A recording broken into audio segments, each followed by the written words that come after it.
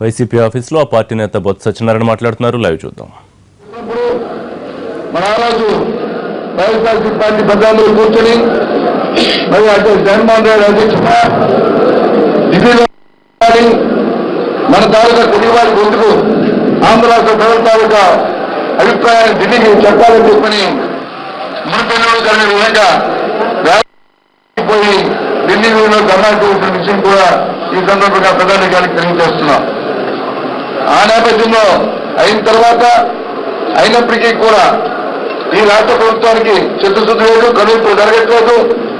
రాష్ట్ర ప్రభుత్వం రోజుకో మాట రాష్ట్రంలో మంత్రులు మాకు చెప్తున్నారు. ఒకరు వచ్చి ప్రత్యేకంగా వస్తాదంటారు, ఇంకో రోజు ప్యాకేజీ వస్తుందంటారు, ఇంకో 10,000 కోట్లు సరిపోతుందంటారు ఇంకో మంత్రి గారు. ఇలాంటి కొన్ని మాటలు మాట్లాడడం వల్ల ఎంపీ చాలా మాట మాట్లాడుతూ దీనికి రాష్ట్రంలో కూడా ప్రజలందరూ తాలూకా ఈ ప్రజల దగ్గర తీసుకెళ్లే సమస్యని వారిని వినిపించాలనే నేపథ్యంలోనే రేపు బంద్ మరి చేయడం కూడా జరుగుతున్న విషయాన్ని సరైనగా ఈ ప్రధానంగా తెలియజేస్తున్నాం.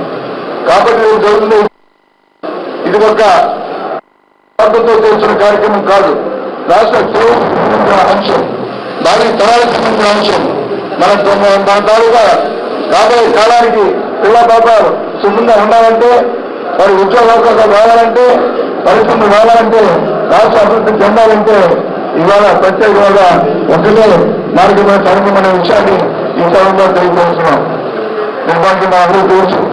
ప్రత్యేక హోదా తెలుగులో మునుకోగానే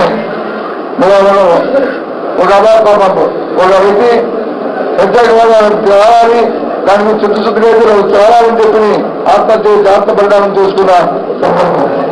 మన ఈ రోజు నెల్లూరులో ప్రతిభగా ఒక ఆశాన్ని మరి వారు కూడా ఈ స్థాయిగా ప్రత్యేక హోదా గురించి లేదు, ఈ హోదా రాకపోతే మన ఉద్యోగం రాదు, నా బతుకు జీవనం ముందుకు తీసుకెళ్లాలని ఇవాళ ఆత్మహత్య చేసుకున్న మన నేపథ్యం.